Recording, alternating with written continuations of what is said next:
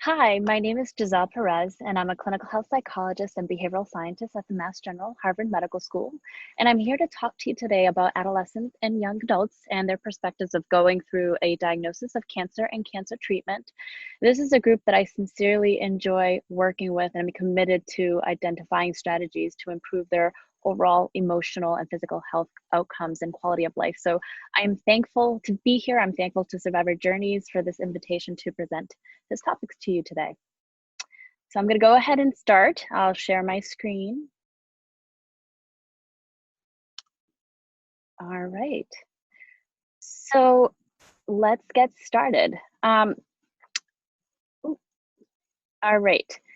So before I do get started, I feel like it's important to talk a little bit about who adolescent young adults are. Who's this population? What do we mean? And to do so, I am drawing attention to this paper by Gupta that was published in The Lancet. So when I'm talking about AYAs, I'm specifically referring to individuals who are diagnosed with cancer between the ages of 15 and 39. And this is very different from how this term might be used or how you might hear it used, where we often see childhood cancer survivors, so those diagnosed under the age of 15, who have grown to become an AYA that may be grouped in this umbrella. And that's not the case. This is specifically for individuals who are diagnosed with cancer between the ages of 15 and 39. And that upper age range also tends to be a lot wider than most people tend to consider as a young adult. Nonetheless, I'm taking the time to make this important distinction because there are many factors, biological, social, emotional, that make this population unique in their experiences. So throughout this presentation, I'm going to use this term, AYA, to refer to this cohort of individuals who were diagnosed with cancer specifically between the ages of 15 and 39. So based on this definition, AYAs make up approximately 5% of the cancer population, and this translates into approximately 70,000 cases per year. Now, indeed, their rates may not seem large when juxtaposed with those observed in older adults. However, to put this into perspective, this is actually about 6 times the number of cancers that are diagnosed in children under the age of 15. And I'm kind of building to this. I want to highlight that to further contrast the gaps that we're going to talk about in terms of the targeted resources that are available for this group when compared to their younger counterparts. So although AYAs represent a smaller sort of grouping proportion of patients with cancer, what initially drew attention to this population was essentially the limited progress that we're seeing in survival rates compared with older and younger groups. So compared to the pediatric and older population, AYAs experience poor health outcomes overall. So this is what we sort of refer to as the AYA gap. And part of this had to do with the way the cancer seemed to behave, the tumors, the biological, the genetic features of the tumors. Sometimes the cancers were detected a little bit later because this is a younger population. It's not the first thing that you're looking for. So the timing of diagnosis also is another factor that may contribute to all of this, and also the lack of targeted treatments. What that means is adolescent young adults are not participating as often in clinical trials, so there's less progress being made in terms of the treatments available. So survival rates have improved over the past decade, but what we're seeing is that survival trends overall are sort of still lagging behind those of other groups and remain relatively unchanged. But when I speak to patients, families, providers, I try to remind them in so many other ways why it's important to think about the needs of AYAs. Importantly, what unites this particular group is the timing of their diagnosis in relation to where they are in their developmental trajectory. Essentially, adolescents and young adults receive news of a really scary diagnosis during a time of peak emotional, physical, social development. So the end result is that you have a population that is essentially challenged with navigating the stressors and life challenges associated with cancer treatment while also trying to negotiate the normative developmental stressors that commonly underlie the transitions that they're facing when they're moving from childhood into adulthood. So hence the needs of this group have been found to really just surpass the needs of those of their unaffected peers and also of their younger and older peers as well. So I want you to really take a moment to think about all of the expectations of the AYA life stage. So, what are all the things that are happening during this sensitive time? At this time, you're establishing your identity, your personal and professional way of being. You're becoming comfortable with who you are. You're making choices, trying to strive to become independent. Maybe you're graduating high school, college, or you're at the point of starting your own career. Maybe you're dating, getting married, beginning your own family, or thinking about beginning your own family. Essentially, you're finding your place in this world and you're at the point where you're envisioning a future. And then all of these things are largely altered or they're placed on pause when you're diagnosed with cancer, when you're going through cancer treatment.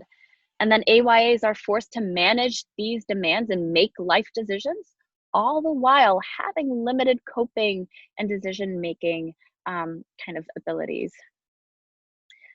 And like the timing of diagnosis, that end of treatment transition is a really sensitive time and it occurs abruptly, intersecting once again with these normative developmental transitions. And I put up this quote here because it's one of my patients had indicated at some point what it felt like.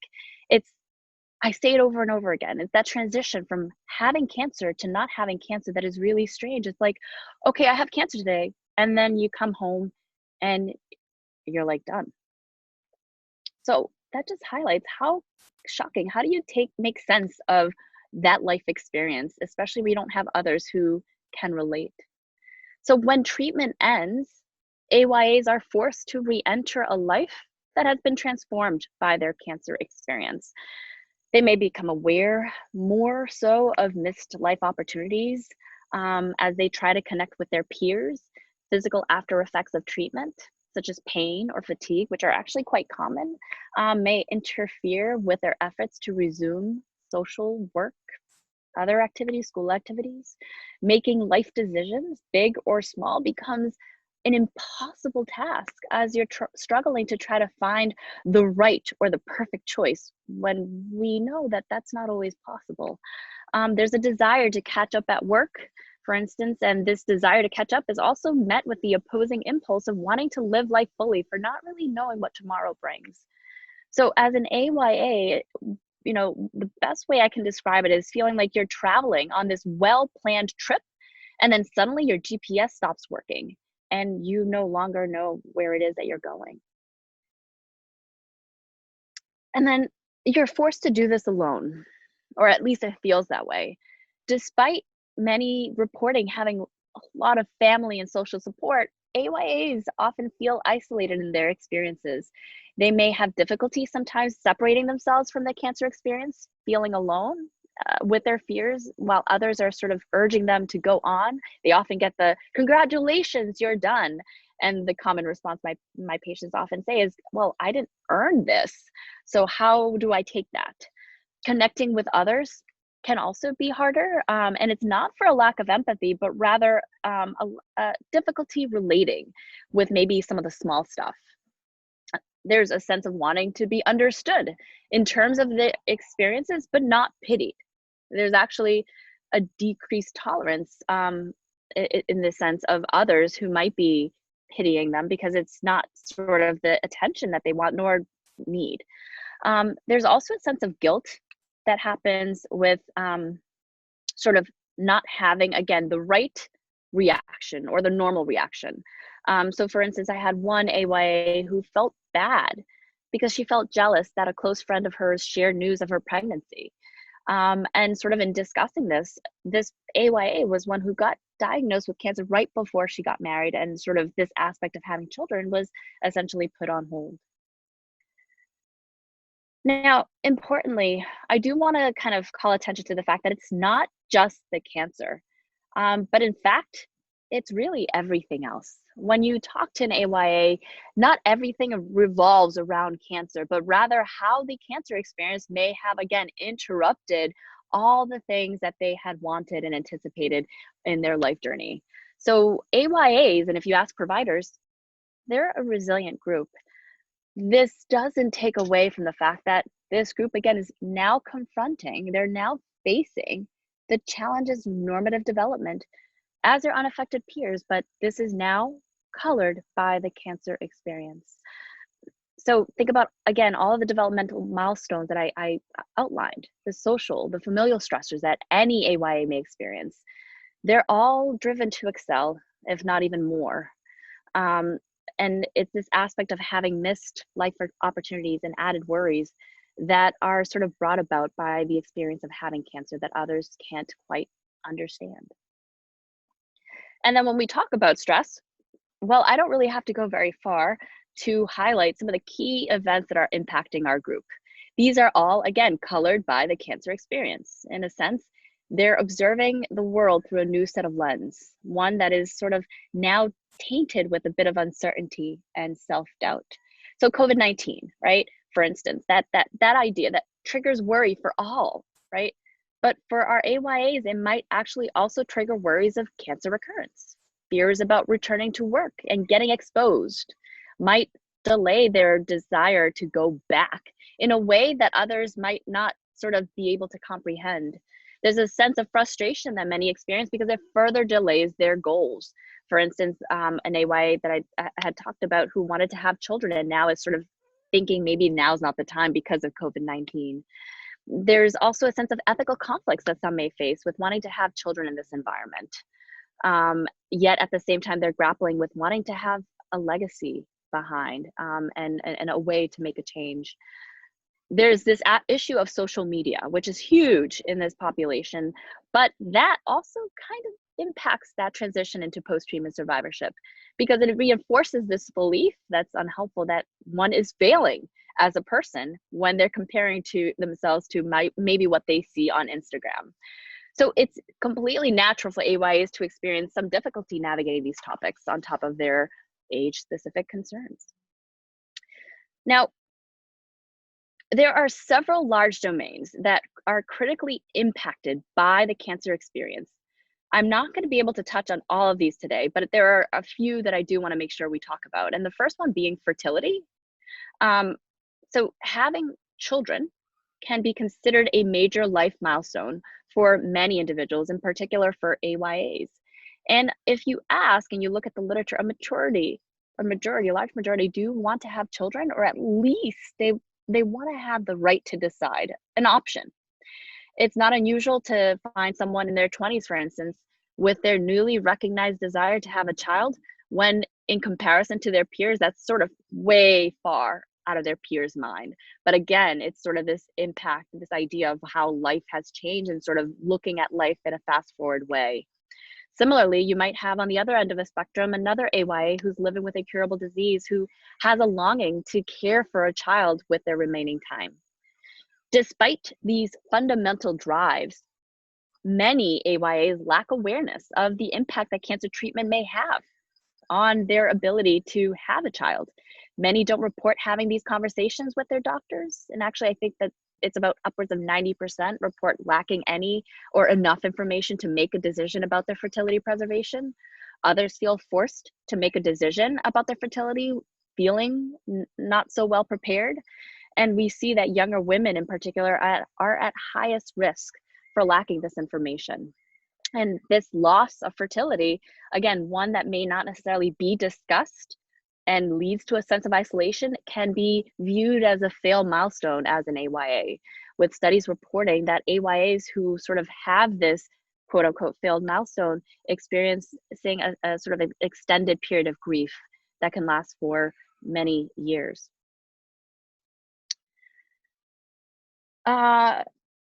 Also, sexual health and functioning, that's another sort of core central milestone for adolescent young adults in terms of their development.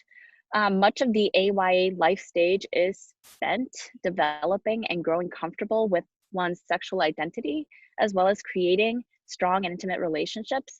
However, cancer treatment can also interfere with this. Depending on the type of treatment an AYA might have gone through, they can experience physical and sexual problems such as pain, decreased lubrication, other dysfunction, other physical changes in the body. And all of this can really negatively impact their sexual functioning and self-perception, leading to feelings of shame, low self-esteem, insecurity, loss of desire and identity, fear of rejection. And that can lead them to further sort of distance themselves from relationships, or not sort of even hesitate with starting new ones. And again, like these other topics, sexual health is not commonly discussed with our AYAs, with approximately 1 of 4 doctors and 1 of 5 nurses reportedly having these discussions. Excuse me. So the third domain that remains unaddressed is this aspect of emotional health. The outcome of all the challenges that I've mentioned so far, and I've left out quite a few, is that AYAs experience distress, and this distress may translate into unhelpful coping behaviors. So some studies actually suggest that upwards of at least a third report elevated levels of distress, and that's at least amongst those who are either surveyed or asked. Yet few services actually exist to meet their needs. Doctors don't ask, and AYAs don't tell. And this is huge. This is a huge concern because unaddressed distress can have significant downstream implications. When you think about all these life challenges that an AYA is experiencing, they all can challenge an AYA's sense of self-esteem. This is also impacted by the fact that discussions are not happening and there's a lack of services. So what happens is that AYAs feel even more isolated and more alone because there's not a sense of sort of normalcy in what it is that's happening. So they may experience guilt and shame because they feel different. And this can further fuel experiences of distress, which we again know is actually higher in AYAs compared to those diagnosed as a child or older adult.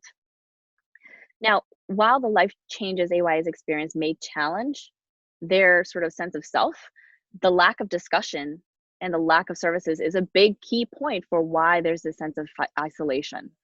And experiences of distress that an AYA experience may also exacerbate pain or fatigue, right? So we know pain and fatigue exists, but actually those can be worsened by having a sense of isolation and aloneness and just worry. And this can then fuel unhelpful coping behaviors such as drinking or smoking. So collectively, what these things can do is sort of increase AYA's risks for having more physical health concerns. Importantly, in the face of all this uncertainty, not only with respect to cancer, but COVID-19, there are so many other things that we do know. And one of those things is that you're not alone. So speaking specifically to my AYAs, everything you're experiencing is normal. And so many other AYAs are grappling with similar concerns. Sadly, many don't talk about it because they feel like they should be grateful, right? They are grateful for their providers. There's also a sense of survivor's guilt that many experience because they survived and others may not have. They also don't want to be a Debbie Downer, so they don't want to keep bringing these conversations up to their friends who may not necessarily have a sense of what's happening, or to their parents because there's a sense of wanting to protect. There's also a limited known network. How many AYAs will say, I don't know another person who's like me? Caught between two worlds. They just don't feel like they fit in with their pediatric peers, but there's a difficulty relating with the older adults who've gone through the cancer experience. And like I said, providers don't ask, though they care very much about their patients, but there's not a sense of where to refer people in the event that something does come up. So this discussion, especially with what happens at the end of treatment, doesn't happen enough. But I want AYAs to understand that this is absolutely normal. It's normal to not understand why it is that the world sort of seems to come to at the end of treatment, for instance, why it is that maybe there's a sense of distress that didn't exist before. You and your body went through a lot of unexpected things. And so it might take some time to process that, but there are things that can help. There are resources. They exist. They're just not easy to find. Know your resources. There are many out there. Hopefully, in asking your provider or being connected to a mental health provider such as myself, there's a way to find the thing that fits you the best. So if you have financial concerns, there are things like Triage Cancer or the Almond Foundation. If you have fertility concerns, there's the Livestrong Foundation Fertility or the Oncofertility Consortium. If you have social concerns, there's Stupid Cancer, the Young Survivors Coalition. There's so many other things out there. If you're working with someone like myself, there are many common things that we work on, which is all about skills. So it's not necessarily support group but it's all about sort of learning how to make and maintain social relationships when there is a relational change. There's a discussion about feeling disconnected from others, making decisions, becoming independent, learning how to trust oneself again, one's body, managing anxiety, managing worries. So there's so many other options and things out there for you. The other piece that's important is to understand your symptoms and then take control of them. I discuss this as finding control in the uncontrollable. And the next few slides, I'll be able to talk a little bit about how we can do that. So for instance, fatigue. I know fatigue is actually a common concern that my AYAs face. Are you experiencing sleepiness, or is it fatigue? Did you know that stress and fatigue actually play into each other?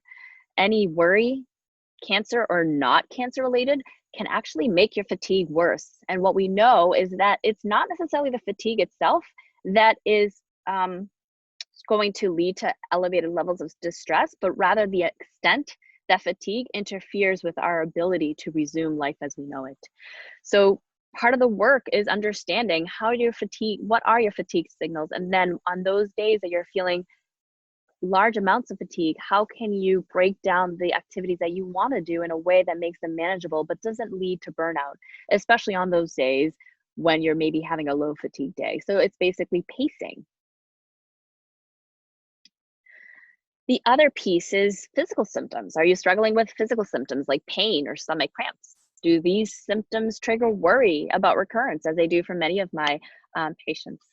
These symptoms are common, but they're also indicators of the stress response.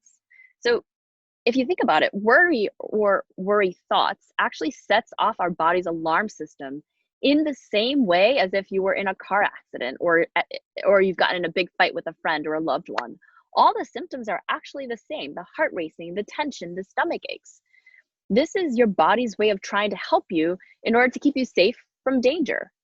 However, this innate alarm system goes off again for many different things like worries and insecurities.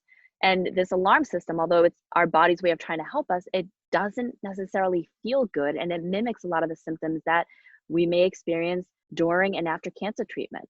So using mind-body strategies can be one way that you can sort of help silence that alarm system in your body to help you feel in control. And I believe that some of my colleagues will be talking a bit in detail about mind-body strategies, so I'm not going to talk about that at length. But more importantly, what I do want to sort of call attention to is how these strategies can help you regain balance in your body by deactivating the stress response. And this is actually simpler than it sounds. By finding an activity you already enjoy doing, such as walking, swimming, biking, you can essentially use that activity or sound or behavior to serve as your mental anchor. So just to simplify that further, I encourage people to find something like walking, swimming, listening to music, and to sort of focus solely on that sound, music, behavior, what have you. Choose something that is strong and appealing, because your mind is going to wander, and the expectation is sort of letting it gently, sort of non-judgmentally wander, but bringing it back to that anchor.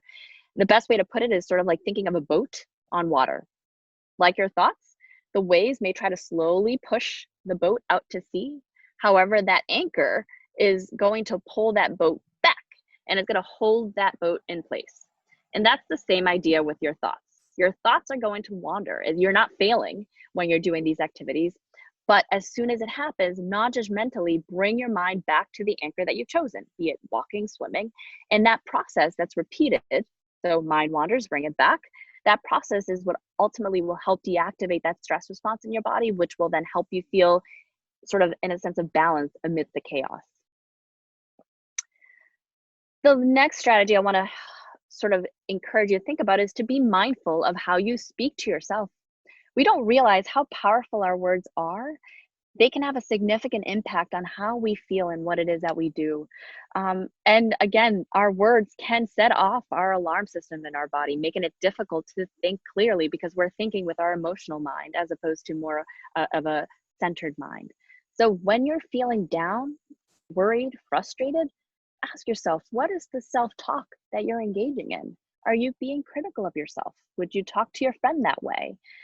Are you putting yourself down, doubting yourself? And then how do you think that would make you feel? Instead, instead of engaging in that unhelpful thought, ask yourself, given the situation that's set before me, what perspective would I rather take instead? Do I want to feel empowered? Do I want to feel confident, patient? If so, then ask yourself, what do I have to say to foster these perspectives? Oftentimes, when we're in an emotional state, we lose sight of the whole picture and we underestimate ourselves and our ability to kind of manage many of these situations. The next piece is I want you to learn a little bit more about your social support network. One of the biggest changes that AYAs report is seeing a change in their social support. Both happens during and after cancer treatment. It becomes, again, very difficult to relate to others. And sometimes it's hard to empathize if somebody's sweating the small stuff, like a flat tire. Sometimes there may be even changes within our own existing relationships, like with our spouses. Maybe you see shifts within married couples and role responsibilities, and there's a sense of difficulty in processing and discussing these changes. So social support is critical. So what we need to do is to find a way to make it work better. Think about all the different ways that social support exists. There's emotional, informational, practical. And part of this is figuring out what can people offer. If you want emotional support, but you go to someone who's all about giving you facts, well, there's sort of a mismatch. And that's when you're going to be left feeling alone and unfulfilled. So maybe when you need to kind of vent, you go to the friend who will allow you to just vent and not try to problem solve. But when you need specs, you go to the person who could provide a bit of a solution. And then lastly, I want you to know that at the core, you have not changed. Maybe your values, likes, dislikes may have changed in response to having cancer and cancer treatment, but this is something that happens to all of us in response to big life events. So when you're thinking about who you were, actually go ahead and list them. Who were you before cancer? Were you a friend, mother, daughter? Are you funny, shy? Do you love horses, dogs? And then do the same for now. Who are you now? This process might help you figure out that, again, who you are at the core has not necessarily changed, but maybe some of your values have, and that's okay. And part of the work might be to find out how you can merge the two separate identities, because doing so will help you feel whole again. So with that, I want to again thank you so much for the time that you have spent with me, and hopefully you found some of this very helpful. I want to thank my colleagues. I do also want to bring attention to my study. I have a study that's specifically geared towards supporting adolescent young adults as they complete cancer treatment. It's a group-based intervention, and it's all about skills building. So there's some information there. And yes, thanks so much for your time.